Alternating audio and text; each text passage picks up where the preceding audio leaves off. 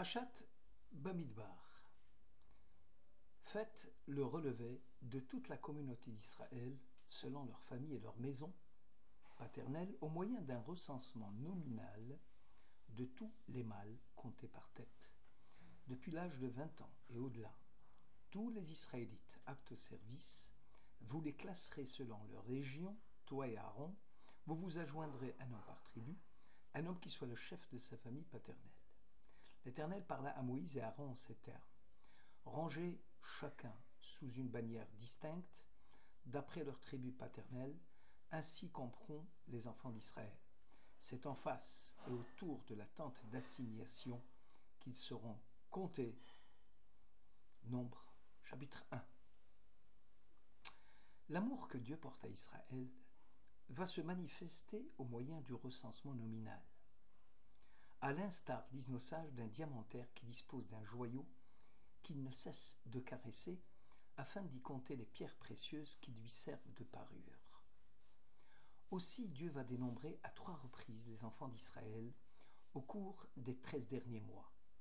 Une première fois lors de l'Exode, une seconde fois après la confection du veau d'or, enfin ici lorsque le tabernacle fut érigé et que la providence s'installa dans le camp d'Israël. Une question cependant. Lors du recensement, l'accent est mis sur le côté tribal. Les recensés de la tribu de Ruben se montèrent à, rangés chacun sous une bannière distincte, d'après leur tribu paternelle, ainsi camperont les fils d'Israël. Le livre Bamidbar des Nombres s'achève sur l'épisode des filles de Sélophade, qui devaient contracter mariage dans une famille de leur tribu paternelle pour que l'héritage demeurât attaché à la tribu de leur père. L'importance du groupe, l'importance de la tribu, du rassemblement des familles sous une même bannière, et dont l'unité repose sur une structure sociale commune et sur une conscience commune, est mise en avant. Ce qui est primordial, c'est le peuple d'Israël, c'est-à-dire un ensemble d'hommes constituant une communauté sociale unie par des liens linguistiques, culturels, cultuels, ayant une conscience commune d'appartenance à Dieu. En réalité, les Hébreux, ayant franchement quitté l'Égypte, assujettis pendant des siècles au pouvoir tyrannique du Pharaon, vont développer une mentalité d'esclaves, ce qui signifie, dans le langage biblique, une personne ou une société qui ne jouit pas de la liberté civique et qui est sous la dépendance totale d'un maître ou d'un État. L'esclave, disent nos sages, n'a pas conscience d'être un sujet autonome. Il manque cruellement de combativité pour défendre ses idées et ses principes. Son apathie ne lui permet pas d'aspirer à des objectifs élevés, comme ceux de la morale ou de la spiritualité. La loi divine, attachement au Dieu vivant, ne peut être donnée à un peuple qui serait dans un tel état de dépendance. La Bible nous apprend que si l'orgueilleux est éloigné de la proximité de Dieu, l'apathique l'est aussi. La Torah va demander le recensement nominal pour mettre en avant l'importance de l'individu, celle de sa famille, celle de son groupe, celle de sa tribu. Seuls les ayant droit d'entrer en Terre Sainte seront autorisés de contracter mariage au sein même de leur tribu. Finalement, la Torah donnera le total des recensés pour affirmer que malgré la considération en valeur de chaque individualité, le peuple, plus que la tribu, sera le ciment majeur de toute la communauté d'Israël, parce que le peuple va transcender les familles et les groupes.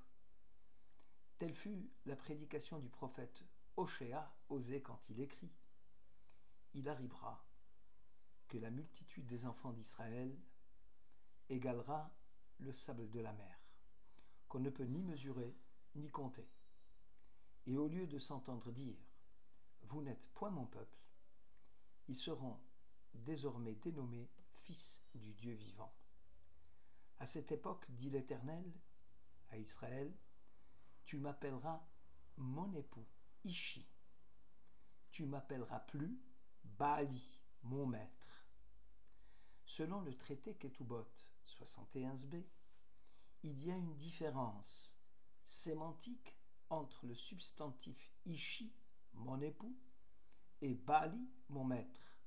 Selon Rabbi Yochanan, il s'agit bien de distinguer une fiancée qui réside chez ses beaux-parents et une fiancée qui loge chez ses propres parents. Selon l'explication de Rashi, Ishi fait référence au mariage et à la vie du couple. La fiancée qui, à l'époque, logeait chez ses beaux-parents, avait déjà le statut de femme mariée, d'épouse habituée à vivre avec son époux, et qui ne ressentait aucune gêne à vivre en sa compagnie. Baali, fiançailles, dans le sens talmudique, c'est-à-dire statut d'une femme qui est liée à un mari par des liens de sanctification qui douchinent, mais qui ne peut encore cohabiter avec son époux. C'est pour cela qu'elle réside encore chez ses parents. Cette période de Kiddushin, de Erousin, fiançailles, prendra fin quand le mariage sera proclamé, Nisu'in.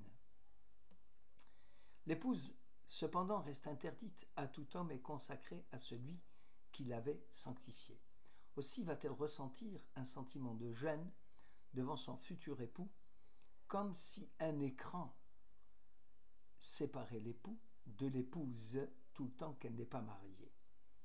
Sur le plan de la halakha, il y a une différence entre la haroussa, la fiancée, et la nesu'a, la mariée. Concernant le Kohen, par exemple, la fiancée, la haroussa, n'est pas considérée comme sa chair chez Héro. Ainsi, en cas de décès de celle-ci, le Kohen ne peut se rendre impur pour elle, alors qu'il aurait pu le faire pour son épouse Nesu'a. Elle ne peut avoir un droit d'héritage de celle-ci. Le Kohen ne peut se rendre impur pour elle, ne peut pas avoir un droit d'héritage sur ses biens, et en plus n'a pas d'obligation particulière vis-à-vis d'elle.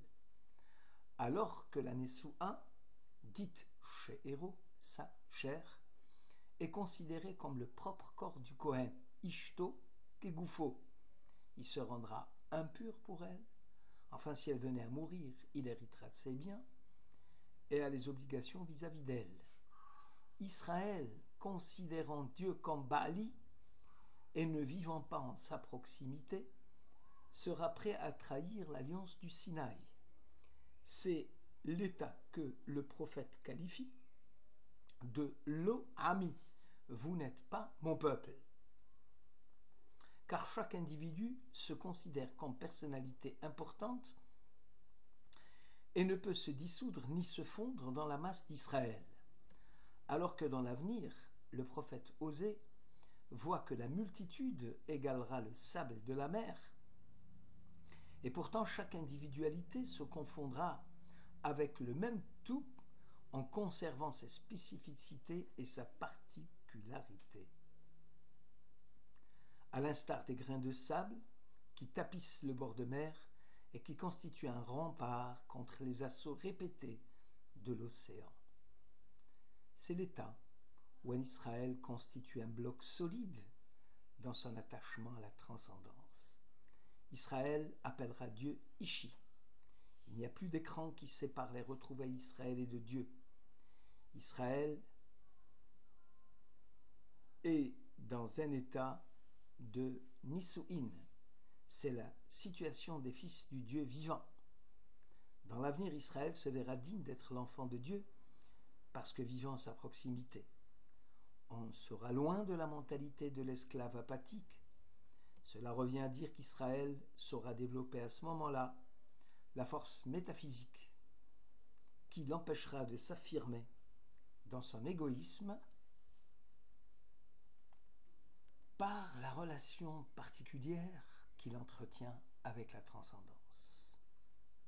Distinction qui l'arrache à la plénitude des étangs, en fait un être à part des autres êtres, spiritualité humaine qui l'élève vers un au-delà de l'être au niveau de la sainteté.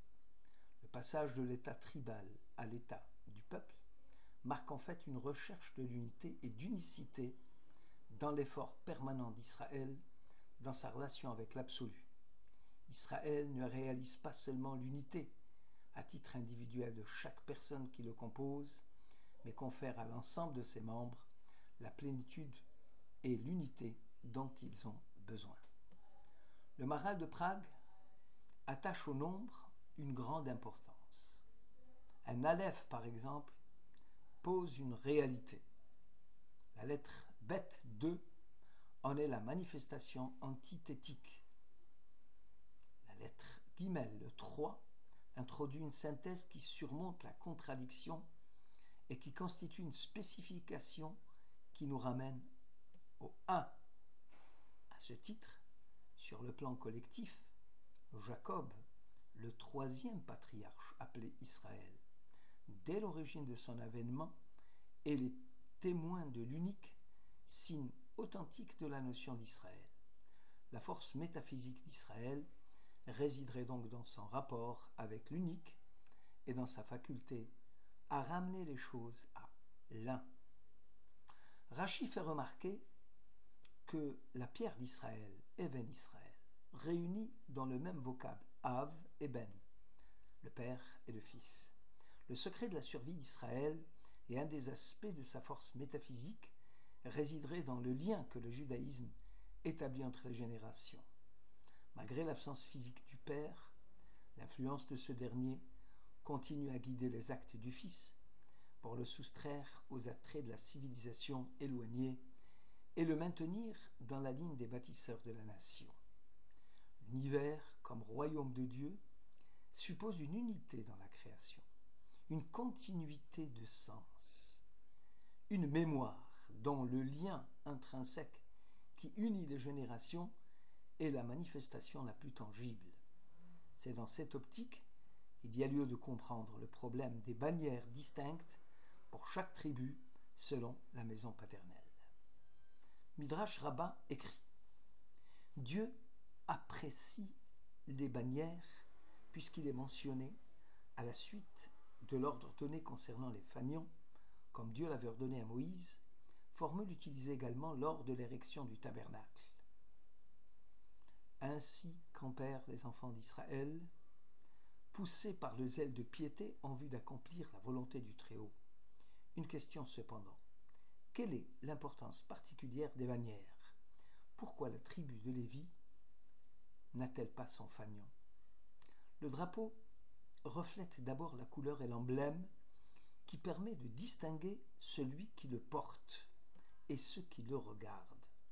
Les tribus réduites à la condition d'esclaves en Égypte manifestent à travers le fanion leur nouveau statut d'hommes libres, comme les nations affranchies du joug du colonialisme et qui accèdent à l'indépendance nationale et qui brandissent haut et fort leur emblème. À l'instar du tabernacle, qui permet la manifestation de la providence dans le camp d'Israël, le fanion mène Israël au culte parfait de Dieu, achevant ainsi le rôle prépondérant du tabernacle au sein du peuple. La tribu de Lévi, exempte de la servitude d'Égypte, n'avait pas besoin de fanion, ni pour elle-même, ni vis-à-vis des autres nations.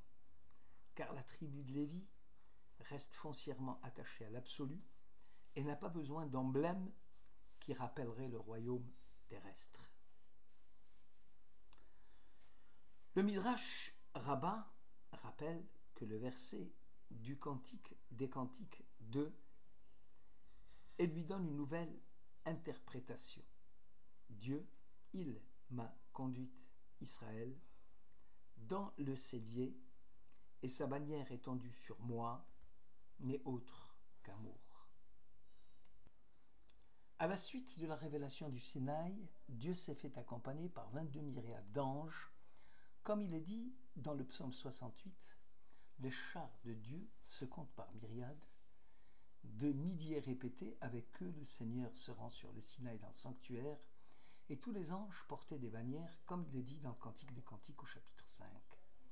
Mon amant est blanc et vermeil, distingué entre 10 000 myriades, Au moment où Israël assistait au spectacle grandiose du défilé majestueux d'anges sous leurs bannières respectives, Israël en fut ému et voulut aussi défiler devant Dieu muni de drapeaux distincts. Comme il le dit, il m'a conduit dans le cellier Sinaï, la Torah est comparée au bon vin.